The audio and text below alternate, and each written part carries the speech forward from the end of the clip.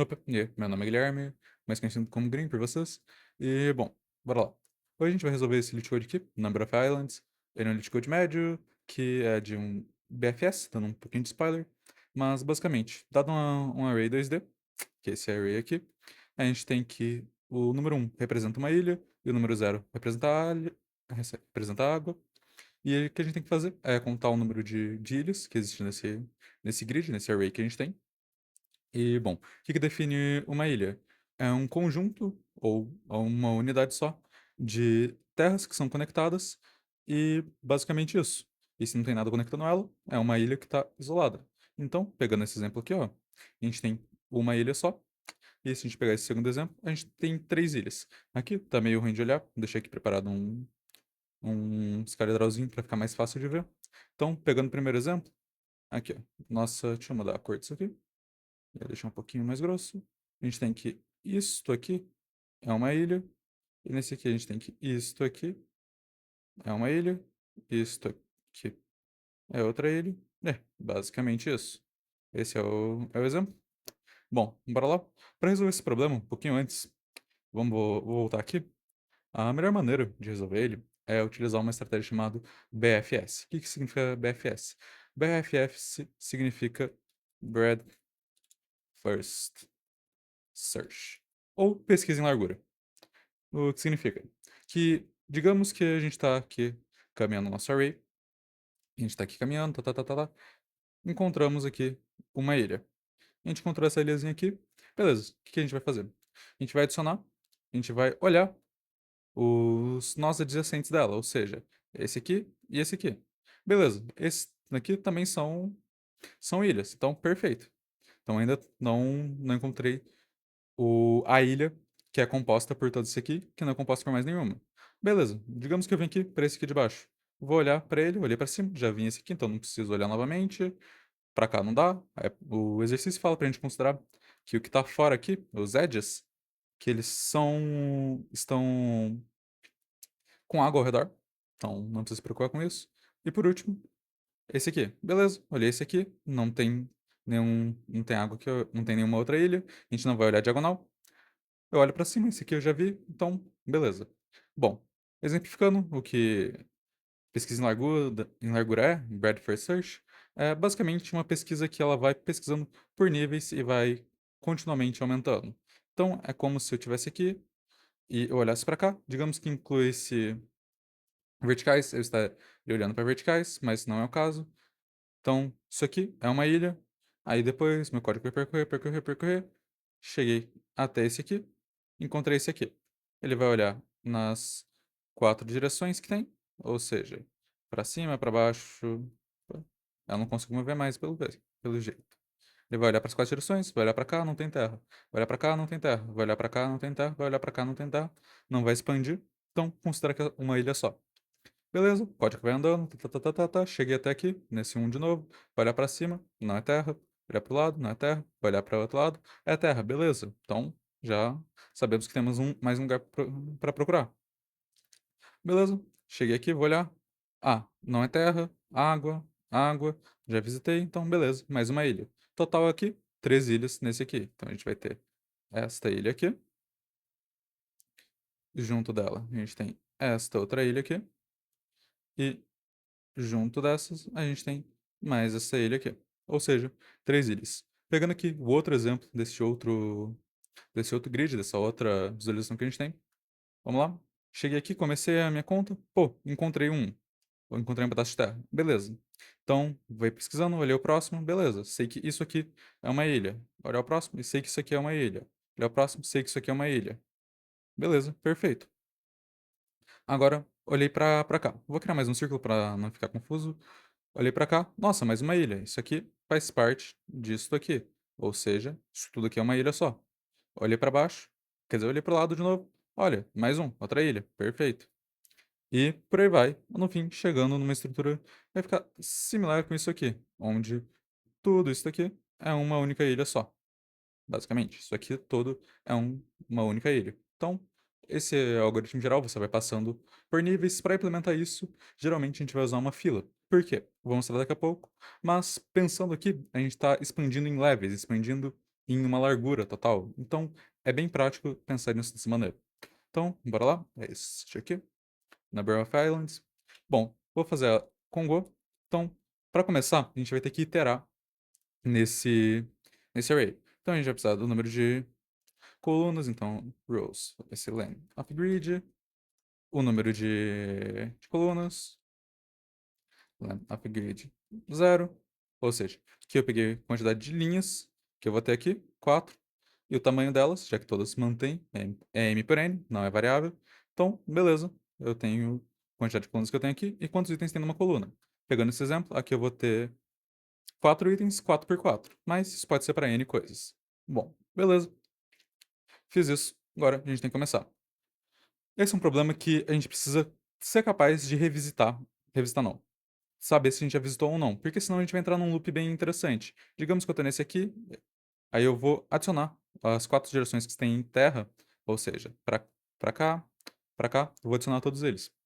Se eu fizer isso, e não tiver uma maneira de saber se eu já visitei esse local, a gente vai ter um problema. Por quê? Porque a gente vai ficar num ciclo infinito disso aqui, sempre ter terra para visitar. Então, a gente vai precisar de uma maneira para saber se a gente já visitou algum lugar. O que eu gosto de fazer em problemas assim é criar um helper type. Nesse caso, type coord, de coordinate, struct, x, y, int.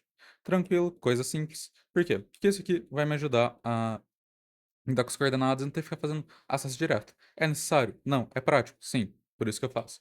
Então, como que a gente vai saber se já visitou? A melhor maneira de a gente fazer isso é ter um hashmap. Então a gente vai fazer um sim, que vai ser o nosso hashmap da que a gente vai ter visto, porque hashmap, as chaves do hashmap são únicas, então isso vai facilitar muito pra gente. Não tem como a gente ficar olhando uma coordenada novamente. Bom, bora lá. A gente tem um hashmap, vou declarar aqui make a map de chord. Nesse caso, a gente precisa de mais alguma informação aqui? Não, não precisa. Então, o que a gente pode fazer? Basicamente, a gente pode só colocar uma struct vazia, que é uma alocação zero em Go. Tranquilo, coisa rápida. E, bom. E, por último, a gente vai declarar aqui islands, que é a nossa resposta. Islands, que a gente vai colocar igual aqui, zero.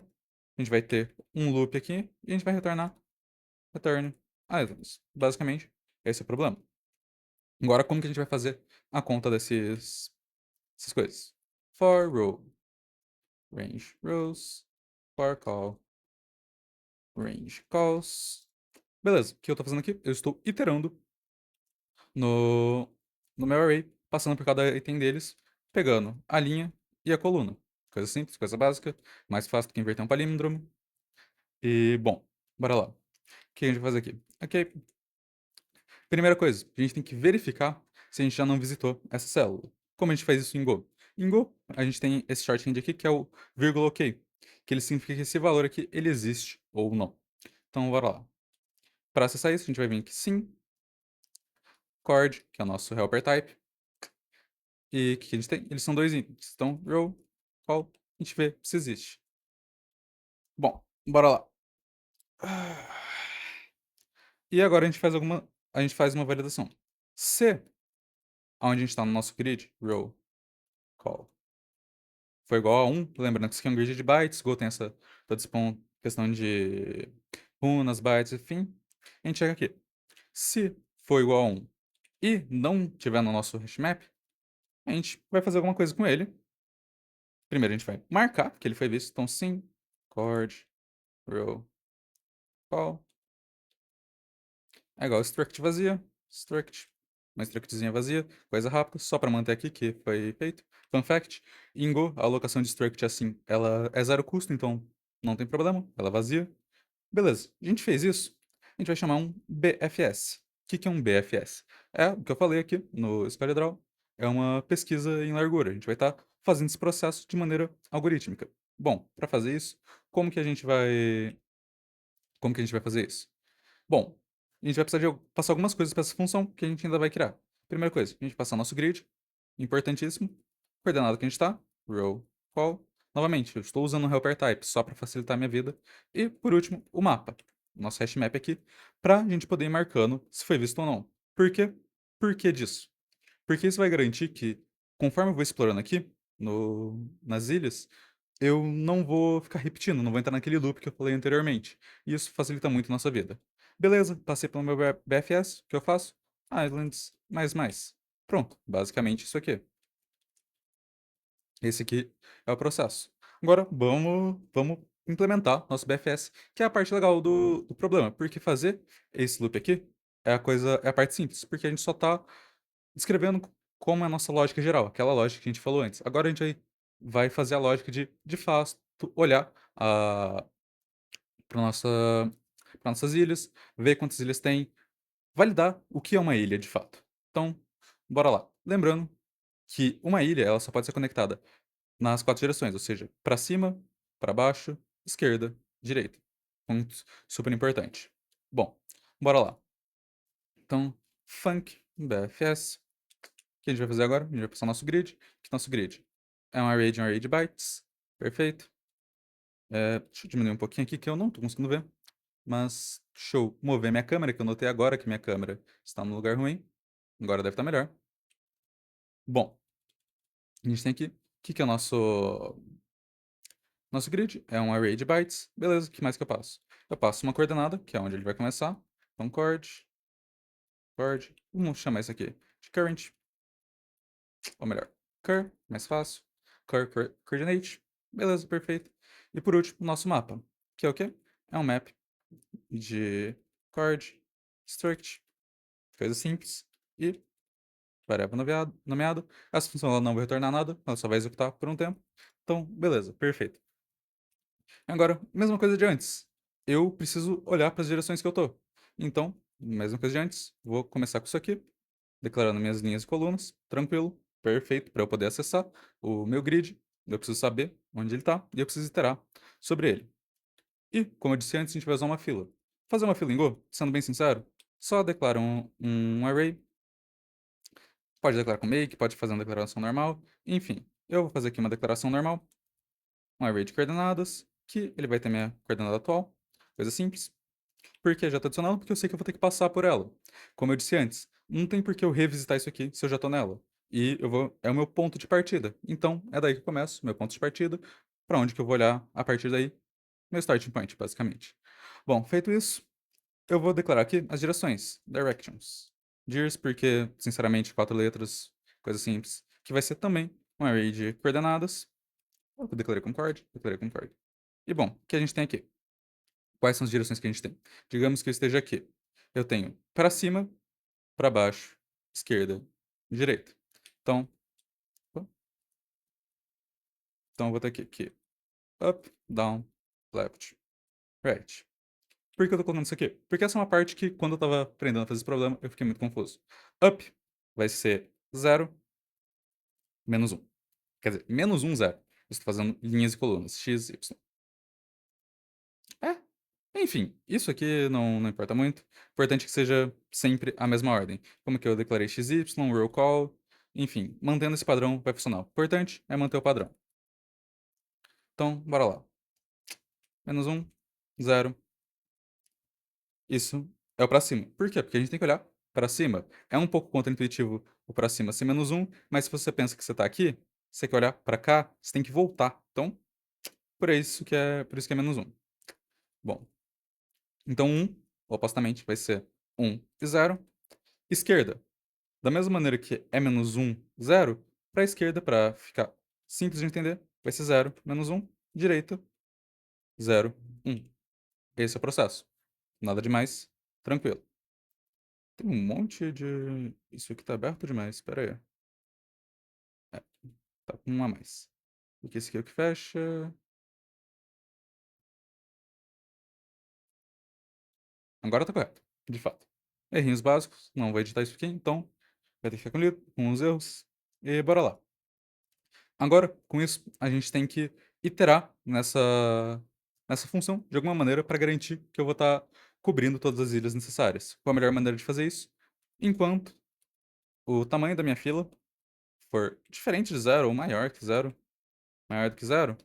eu vou executar isso aqui. Tranquilo? Sem segredo.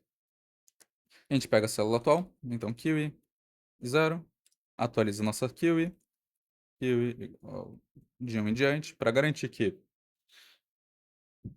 a gente removeu isso aqui, a gente vai trabalhar em cima desse céu aqui. Bom, Por que eu declarei isso aqui? Porque quando a gente digamos que a gente tá nessa nessa ilhazinha aqui, a gente já contou essa aqui primeiro, a gente chegou nessa aqui. Eu tenho que olhar para as 4 direções, então eu tenho que olhar para cima, para baixo, para esquerda e para direita. Por isso que eu declarei, para não ter que ficar toda hora fazendo isso manualmente. Então for, dir, mente, dirs. Eu sei, os nomes não tão muito bons, mas é prático escrever assim. Bora lá. Tenho isso aqui, o que que eu vou fazer? Agora, que eu tenho minha célula e minha queue, eu vou ter que meu nova coluna, meu new row, cell.x mais dir.x, porque, lembrando, isso aqui tá usando esse helper type aqui que eu defini anteriormente. Então, por isso que acessa. Minha nova coluna vai ser cell.y mais cell.y. Tranquilo? Algum problema? Nenhum? Então, beleza. Feito isso, a gente vai continuar. A gente chegou aqui. Que a gente checa. Primeiro, se vai estar no mapa. A gente vai basicamente refazer esse check aqui. Nada demais. Tranquilo. De boa. Mas antes de a gente fazer isso, algo muitíssimo importante. A gente tem que checar se essa condição aqui é válida. Por quê? Porque isso pode sair do caminho. Porque digamos que a gente está neste último item aqui. Neste último item aqui. Se eu tentar acessar aqui, temos um problema. Tá fora, tá out of bounds. Tá fora do meu array. Se você tentar acessar aqui, mesma coisa. Então, o que a gente vai fazer? A gente vai fazer um check para garantir que a gente está corretamente nesse ponto. Então, bora lá.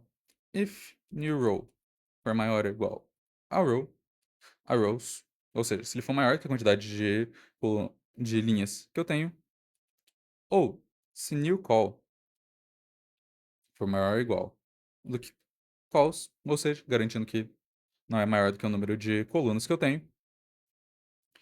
Beleza. A gente validou para um lado. Ou se new row for menor do que zero, ou se new call for menor do que zero, a gente continua. Por quê? Porque não é interessante pra gente essas condições. Ou seja, tá fora do meu array, eu não vou acessar os dados ali. Somente isso. Bom, a gente validou isso aqui. Para onde que a gente vai agora? E a gente vai ver se existe. Mesma coisa de antes. Ok. Sin, chord, new row, new call. Beleza, nada demais. E aquilo? If grid new row new call for igual a 1, o que a gente vai fazer? Nada ainda, porque a gente tem que validar. E, caso não tenha sido visto, o que a gente faz? A gente vai, primeiramente, adicionar isso aqui. Ou seja, sim, chord, new row, new call. É igual uma struct vazia, zero alocações, tranquilo. E a gente fez isso, agora a gente adiciona a nossa queue. Queue igual queue, opa, append, não tem o shorthand aqui do novinho. Queue, o que eu vou adicionar? Mesma coisa daqui. Então, deixa eu selecionar tudo isso aqui, colocar aqui. Adicionei isso aqui e é basicamente isso. Não tem nada demais. Por quê? Porque o problema é realmente isso que a gente vai fazer aqui. E bom, isso aqui está correto. Vamos revisar o que a gente fez. A gente criou um helper type de coordenadas. A gente tem nossas linhas, nossas colunas. Criou um hash map para manter controle do que a gente está passando de maneira tranquila. Criou um contador para nossa quantidade de ilhas. A gente vai iterando no nosso grid e a gente a gente valida se existe essa entrada. A gente checa se esse valor do grid é é uma terra, é uma land. E se ele for uma land e não tiver no nosso hashmap, perfeito significa que eu posso, que é uma ilha que ainda não foi descoberta. Ou seja, a gente vai adicionar isso aqui no nosso hashmap, vai puxar o nosso BFS, fazer, e depois que o BFS sair, a gente vai incrementar isso aqui. Feito isso aqui, bora validar o nosso código aqui. Mesma coisa de antes, que a gente cria pega nossas linhas e colunas, nossa fila, que vai servir, que é o que vai garantir que a gente vai estar expandindo corretamente. A gente cria nossas direções para cima, para baixo, esquerda, direita. Feito isso, enquanto nossa fila, nossa queue estiver vazia, a gente pega o primeiro item, o item mais velho dessa fila, e a gente atualiza ela. E para cada direção, a gente computa a nossa nova direção, vê se ela está inbound, se ela não foi para alguma parte impossível do nosso array. Caso ela não tenha ido para uma parte impossível, a gente adiciona ela ao nosso. A gente retira, vê se ela existe no nosso hashmap. Caso ela não exista e seja uma land, a gente vai adicionar no nosso hashmap e essa é a nossa fila. E fazendo isso, quando não tiver mais nenhuma ilha e tiver vazio, deve rodar. Então, bora aqui, vou dar os testes results. Se eu fiz corretamente, é para funcionar. E, como eu imaginei, tem alguns errinhos. Bora lá. 26, funk, BFS, unexpected, isso aqui. Ué, onde que eu errei? Byte. Ah, faltou fechar o struct. E na linha 10. Ué, o que que faltou na linha 10? Na linha 28, na verdade. É, porque estava aberto. Então, agora se eu executar, deve ir. E eu esqueci de mudar aqui. New row, new call. Na linha 49. Pá. New row. E na linha 50, mesma coisa. New row, porque eu só copiei e colei. E agora deve ir. Por isso, revisem seu código. E é normal ter typos nesses aqui. E foi, passou. Passou os dois test cases. E agora? Será que vai passar no código?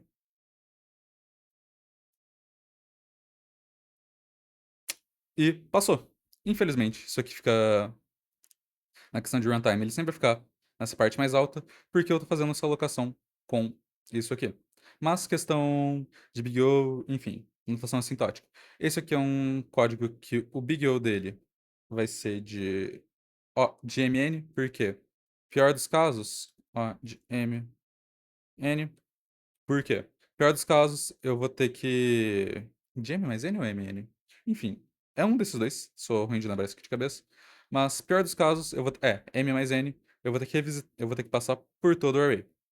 Sempre vou ter que passar por todo o array, de qualquer maneira. Então, O de M mais N.